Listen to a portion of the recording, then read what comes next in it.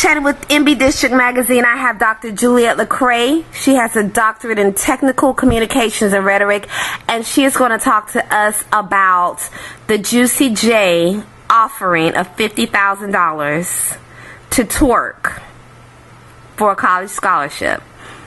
Dr. Lecrae, thank you for joining us today. I want you to go ahead and just kind of tell us how you feel about this. Well, I'd first like to thank you for having me. And this has been a point of contention in the adult ed classroom for quite some time, the issue of misogyny and the sexual exploitation of women. And Juicy J has effectively used his platform in the hip-hop industry to further demise those gains that women have made, kind of being respected for one's mind as opposed to one's body. As we see with this offer, the objectification of women continues. Now, I want to kind of step back for a second here, because when you say the objectification of women, I want to really kind of weigh in on this issue, because I was on a status a few days ago and I said something it was a little sarcastic, but it's because I feel like as an African American woman, sometimes I get a little heat for trying to stand up for my black sisters who don't seem to care that they are being treated as objects. I find that there are some of us who feel that, hey, I twerk every day for free. And that was actually something that was said on the status. As I rolled my eyes in disbelief, she actually said, you know what? There are women who twerk for free. So I applaud Juicy J for, putting a $50,000 scholarship out there to send, some of us through school. So, what do you think about that? I definitely understand what you're saying, and I think what you pointed to or brought out to the audience's attention is this idea of the proliferation of exploitation by way of social media. These technological advances that we contend with today, they have a way of affecting culture. And one of the issues that we have with technological advancement is that this is not, if from my understanding, Juicy J is not going to utilize this in a private forum.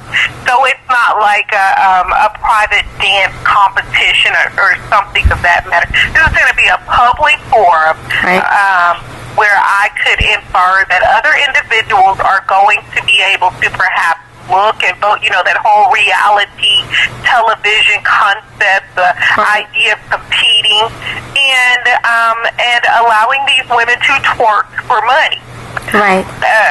So-called scholarship.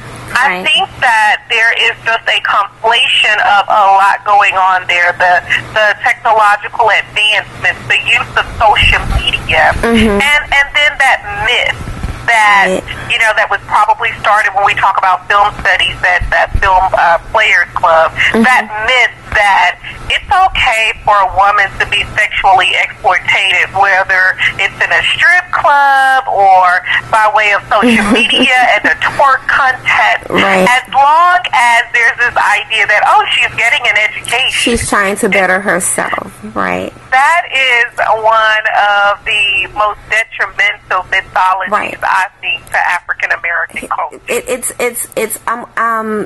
let me exploit you before I educate you, which is something that I think is, if you really think about it, is the biggest slap in the face. I think that as an educated black woman, we should all be very offended by this this offer to twerk for money. I have nothing against Miley Cyrus. I have nothing personally against Juicy J, but I don't think that that the demographic that Miley Cyrus represents is going to be as detrimentally affected by his statement as the demographic that I represent. Right. I think, do you understand? Yes, I agree with you. I think that he needs to really think about what he is saying. And if he wanted to help a young woman, why not just help a young woman by offering a $50,000 scholarship? There are so many other things that he can ask, her to do in order to meet a criteria other than twerk. Yes, absolutely. And and again, I definitely agree with you. Nothing against the former Disney teen queen.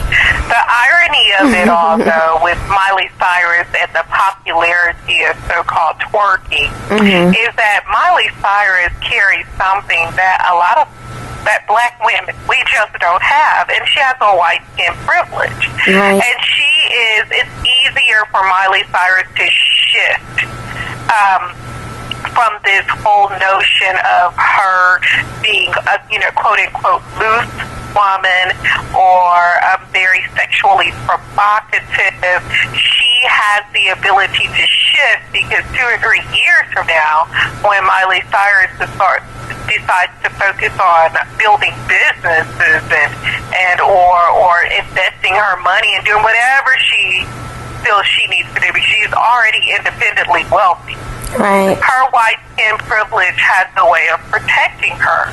Right. Many black women simply don't have first and foremost, there's not a gender privilege nor a skin privilege. And so, again, that's why I argue profusely that this is detrimental to the culture. It is something that I feel is going to continue to promote the objectification of women under the guise of, as you said, you could be educated after, of course, this test. Yeah, after I've exploited you. Yes. After I've exploited you, let me exploit you first, and then it's sad that as women, I see. I don't really understand this logic of lining up to be exploited for because $50,000, honestly, in the grand scheme of things, is not that much money, especially when you look at what colleges are charging. Absolutely. It's like, does Juicy J understand that $50,000 is not going to get you into, I guess you could get into the college of your choice depending on what college you choose to go to. But when you look at the grand scheme of things, once you decide to go out into the workforce, what job is going to hire you knowing that you got into school on the Juicy J twerking scholarship? Right. That's just not going. And you can say, oh, well, they're not going to ask that question. But these things have a way of following you, and what job is going to hire you based on, I got into school on the Juicy J twerking scholarship. And, I'm not saying that, and I am one that I don't think that a job should have a right to delve into your personal life at all. But, when this isn't a personal life, this is your scholarship into college. So, that to me, that's your education. That's how you got into school. So, it's just crazy to me that that we're even having this conversation. I agree, and I also think we have to look at the economic climate that makes this type of thing okay. We all know the fundamental principles of economic supply and demand, and the idea that any attention is good attention. Right. Is that publicity that he seeks. But when we talk about the economic climate, right, and the fact that the middle class in America is shrinking, and the wealthy are getting wealthier, and so there's so much that we could trace in terms of, you know, the economy, political economy, in that this piece. And then also, if we combine that with this kind of narcissistic culture, this that I think is propelled by social media. You have individuals like yourself whom, as you mentioned, you use social media to take a stand. It's kind of a form of engagement, civic engagement, if you will. Right. And then you have other individuals who, you know, are using social media to dress up, if you will, their narcissism. And it's this notion of just look at me, notice me. And I think we have those two things going on concurrently, which would make his offer, you know, not just be laughable, and that people would actually entertain such an offer. It's mind-boggling. But I think if we look at those components, then we would kind of, you know, it's a better understanding of what has occurred there. But we definitely, I think, have, as women, as black women, I think we have to take a stand against such contests. I mean, it's just outright disrespectful. I think I'd mentioned before, I'd said, I had a very brief conversation with someone that I did not know on someone else's status. And, you know, I said, you know, what's the difference between this and, you know, stripping? And she quickly, you know, stated, oh, you have a problem with stripping. That's not what I said. You know, you're making assumptions. I said, what is the difference between him making this offer for this, you know, $50,000 for this scholarship and stripping to go to school?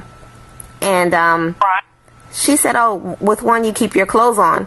The issue with this whole scholarship is it's berating, it's demoralizing, it's the tone and it's the tone that it sets for all black women going into college, and the way that we are perceived when we walk through those doors by everyone else that is non-black. It is the way that we are perceived when we walk through the doors by everyone else that is non-black when we go into the workforce. And for those of us that have to exist outside of the comfort of our own cultural norms, when we have to go into white America or any other culture outside of black society, and not all of us have to do that. You know, Dr. Juliet Lecrae, I think we can both speak that we've had to work in environments where we might have been the only black or the token black, and that can be a very threatening kind of not comfortable place to be in, and that people make judgments on you. And they get their kind of perceptions of who you are based on shows and people like Juicy J and social media, and, you know, just anything other than who you are. All of these things are kind of projected onto you, and you know, a twerking scholarship is just one more thing that you have to kind of compete against, you know, to kind of state your case. So, you know, any last things that you want to say, any last comments that you'd like to add? Well, I would just briefly add that, you know, we kind of, I think, the conversations need to be had, and I applaud the efforts that you are taking, and I think it really is going to take an empowered circle of women people are going to begin having these conversations. You know, you look at the irony of this. We have a black female as the first lady of the United States, and then on the opposite hand, we have black women defending an offer to twerk for money. Right. A black first lady who's been educated at very elite universities, and then this idea of twerking to get to college is the sheer irony of it. But I would just say that we got to continue having this conversation. Right, and we'd like to know, Dr. Lecrae, when your book comes out, Dystopia, just, keep us informed, keep us up to date. I know that it's a work in progress, but I'm going to be looking for it. Thank you so very much. And interestingly, the text is going to delve into the hip-hop.